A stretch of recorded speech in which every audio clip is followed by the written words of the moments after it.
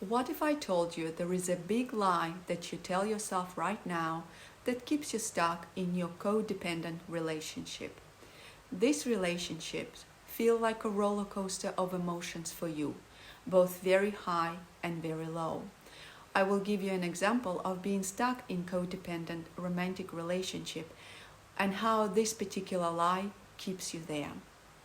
Some clients call this relationship addictive. The person they're connected to or entangled with is like a drug for them. Before I start this, I want to lead with a saying. It's important, I promise. It will all connect in the end. I will unpack the principle in the saying, apply this to your codependent relationship, and give you an affirming meditation in the end to help you start shifting towards healthier options and better self-understanding of yourself.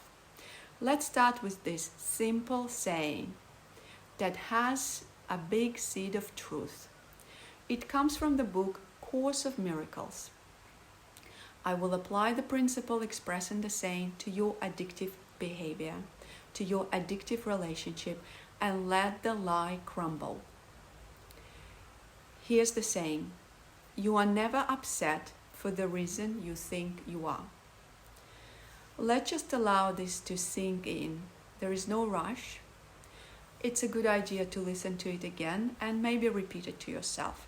Feel the truth in it, let it sink to the level of feeling, not the level of thinking. Let's repeat this saying together one more time, and as you do that, just listen to yourself. Again, you are never upset for the reason you think you are. Say to yourself, I am never upset for the reason I think I am, and listen. Have you done that? Thank you for trusting. Now let's go back to applying this truth to your codependent relationship. So, this relationship is called addictive by many people. It's like the person you're involved with, like a drug to you. They resemble relationships with a drug. Let's say this person is a drug. You need to take the drug, engage with them, and only when you're with them, you are high and happy. You exist.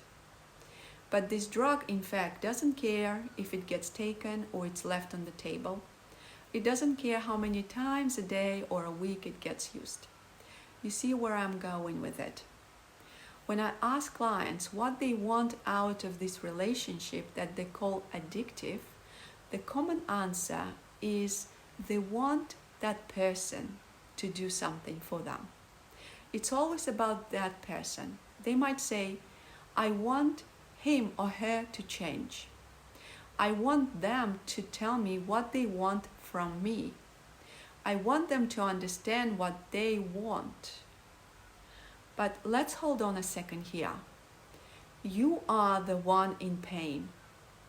You are the one who experiences doubt, anxiety, and you are not even sure at times if this is love. Even though at times it feels like this is a true love. You might see red flags. For example, you initiate a lot of interactions and it bugs you.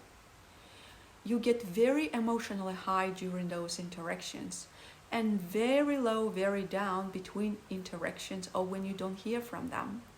You have anxiety when they left you to go home. And this feeling that the world will collapse if you broke up. You feel the need to be validated by them completely. Your mood depends on that person being there or not. And you constantly doubt their loves between the times when you don't see them. And this way, in your heart, you have made a clear connection, clear for you, that your well-being and your mood depend on that person being there or not. When they call you, you are happy. When they don't call you, you are down. But let me break this lie for you. It is a lie. You are not upset because of this person. You are upset because there is something deeper within you that doesn't get noticed. Let's call this the deeper pain, your unmet needs. This is the real reason. There is a root cause why you are upset. But through experience, you learn to associate your feelings of wellness or unwellness with this addictive behavior and this addictive relationship. You associate this person with someone who will look after your needs, even though you might not be exactly sure what those needs are, or you do not articulate those needs. On a closer look, you might have that nagging feeling that that person doesn't really care, doesn't look after your needs. There are all those little red flags that I have already mentioned. Maybe they ignore you when you call, when you are unwell, or they are always unavailable at those moments when you really need them. And this creates a lot of emotional pain. Those lows and those highs, they create a lot of emotional pain. So what you start doing, you use rationalization and excessive overthinking as a way to cope and deal with emotional pain. And this is a big sign for you to look out for.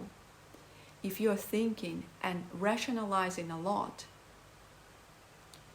Now, remember, you can't rationalize emotions. If your needs are unmet, and this is what makes you upset, you need to look after those needs. It's really not a question of leaving this person or staying with them. I get a lot of calls from people. They come and they want me to help them understand this. Do I force myself to leave them because I'm in so much pain, or do I stay? And I hope that I can help them with that. But this is not the problem. Either way, stay or go, it's not solving the problem for you. So right now, I ask you to start taking initiative and wonder about those unmet needs in you. What is that really upsets me? What do I need here that I'm not maybe understanding, what I'm not getting? Write down what you need. For example, I want them to notice me. Instead of initiating contact, I need to be wanted. And this is a simple truth. You do not need to apply it to that person. Just state the truth for yourself. Remember, emotions are unconscious, cannot be rationalized, and instead they need to be unearthed, accepted, and healed. A large portion of this pain that you're experiencing now might be a carryover stress from your childhood. That's where the unmet needs might come from. Your needs were not met the way you needed them to be met.